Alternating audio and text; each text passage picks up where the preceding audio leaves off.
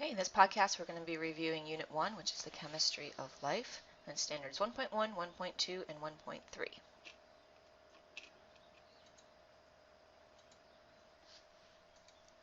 So we're starting with Standard 1.1, and that was all about how organisms are made up of actually very few of the elements. And so we're going to take a look at what these elements are. So the 6 elements essential to life are carbon, hydrogen, oxygen, nitrogen, phosphorus, and sulfur. These are the things that are found in each of our organic molecules that we need to know about in the next standard. And you have to remember them. So we've come up with a couple of different ways you can remember them. Some people remember New Hampshire COPS. Right, so you have nitrogen, hydrogen, carbon, oxygen, phosphorus, sulfur.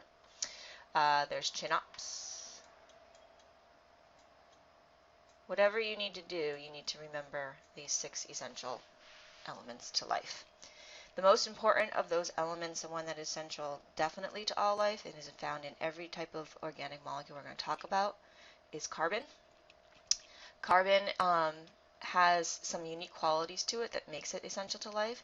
One is that it easily bonds with itself, and it can form up to 4 chemical bonds with other things. Okay, so what it ends up doing is it's found in a lot of large complex compounds, and those compounds are called organic molecules. So in Standard 1.2, we take a look at those 4 categories of organic molecules. So let's talk about, first of all, what the word organic means. A lot of people think organic means all natural, go to the farmer's market, all that. That is not what organic means. Okay, organic means carbon. Okay, so living organisms are composed of both inorganic and organic molecules. Inorganic molecules are things like water, things that do not contain carbon and are not large. But the word organic actually means contains carbon. Okay, and the only organic molecule or inorganic molecules that are not considered that contain carbon are carbon monoxide and carbon dioxide. Okay, everything else is an organic molecule, so those 2 are not. Organic molecules are what we call macromolecules, and if you remember, macro means large. So these are going to be very large molecules. And if you look, carbon monoxide and carbon dioxide are not large molecules, so they don't fall under the organic molecule category.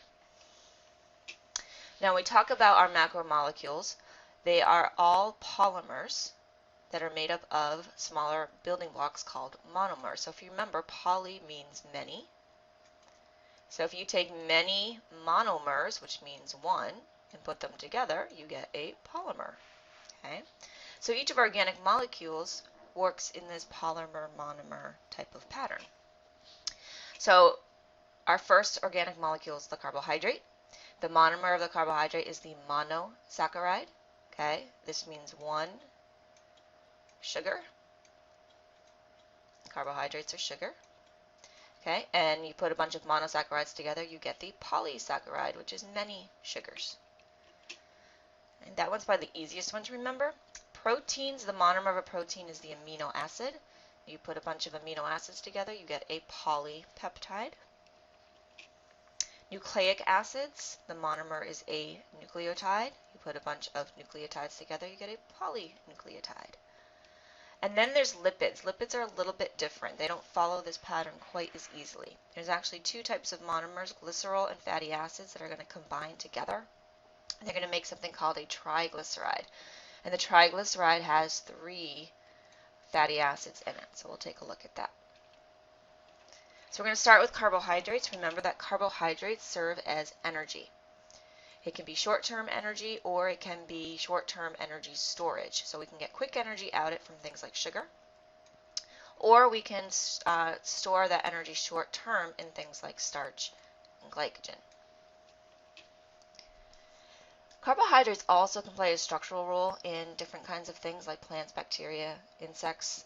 Cellulose is an example, chitin is an example. So sometimes you will see carbohydrates play a structural role. Now remember, the monomer of a carbohydrate is the monosaccharide, and there's 3 basic kinds of monosaccharides: glucose, fructose, and galactose. They all have this same general formula. So if you were to look for a carbohydrate, this is what you would find. It's a 6-carbon molecule, has 12 hydrogens and 6 oxygens, and it is in this hexagon shape. Okay. And one thing to notice about all of these sugars is they all end in ose. So remember, whenever you see something that ends in OSE, you are talking about a carbohydrate. Lipids, our second category. A couple of things to remember about lipids is they do not dissolve in water. Okay, so if you mix oil with water, the oil rises to the top. They will not dissolve. Okay, fats and oils are the most common lipids, and they are formed from this glycerol molecule here, and then your 3 fatty acid chains. And that's why you get the name triglyceride. So most often when you're going to have to identify a lipid, you would find something that looks like this. And we've talked about this before. It kind of looks like a letter E if you draw it all out like that. There's 5 actual types of lipids. The first 2 we talked about are our fats and oils. Okay, fats and oils come in saturated and unsaturated. Both of them are involved with storing energy. So these are your long-term energy stores. Fats also can serve as insulation for bodies of animals. There's wax, which make up waterproof coverings. So birds have wax that cover their wings so that when they fly through the rain, they don't get soaked. Steroids are chemical messengers called hormones, and they're very important in part of our endocrine system. So we'll talk about those in a different podcast.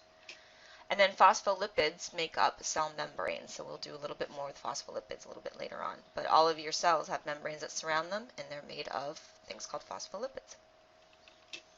Okay, the next category that we have are proteins. Proteins have a lot of different functions in living things, lots of them. So we're going to take a look at what they may do. Okay, there's structure.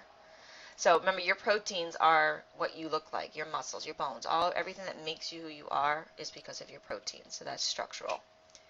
They also act as enzymes. We'll talk about enzymes in a minute, which are going to speed up chemical reactions.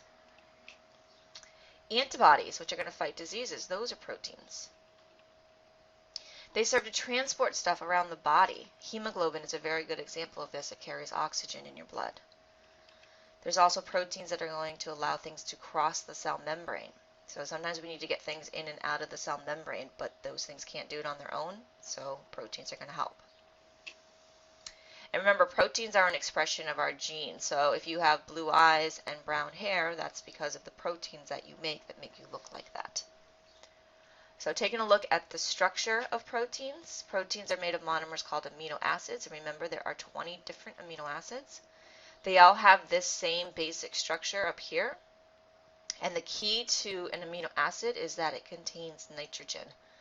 Okay, and then the 20 different ones are different in this little part that hangs down called the R group. But this 20 amino acids, they all have nitrogen in them, and that's something that's very important to remember. Okay, now we're going to take a look at nucleic acids. Nucleic acids actually get their own unit on genetics, but they are going to store and transmit our genetic information. So our 2 types of nucleic acids are DNA and RNA. They are made up of monomers called nucleotides, and nucleotides have 3 parts. There is the phosphate, there is the sugar, and it's a different sugar. It's a pentose, so it only has 5 sides instead of 6. And then there is the nitrogen-containing base. Put a bunch of those together, you get larger molecules called polynucleotides, DNA and RNA. Okay, so in summary, remember, organic molecules contain carbon. That is the key. And there are 4 major groups of organic molecules: carbohydrates, lipids, proteins, and nucleic acids. The last part of Unit 1 was Standard 1.3, and this is the role of enzymes as catalysts. Okay, so we'll talk about what that is. First, so now we're going to talk about chemical reactions. So in chemical reaction, we're going to take a set of molecules, we're going to change them into a different set of molecules. So the reactants are the things that are going to get changed in the reaction, and they are going to become the products. These are the new molecules that are going to be made. Okay, so the reactants are going to become the products. And we put a yield side in the middle to show what is becoming what. Okay, so in this reaction, we're going to make simple water. So we have hydrogen gas and oxygen gas is going to become water. So the reactants are the hydrogen and oxygen, and the product is the water. Now, a lot of times it takes energy in order to get a reaction to go. So activation energy is the amount of energy needed to start a chemical reaction. The more energy is needed, the longer it takes for the reaction to go. So if you have your set of reactants and you want them to become the products, you need a whole bunch of energy in order to make that happen. So a lot of reactions will not happen on their own. So enzymes are going to make the amount of energy needed lower, and then the reaction can happen faster.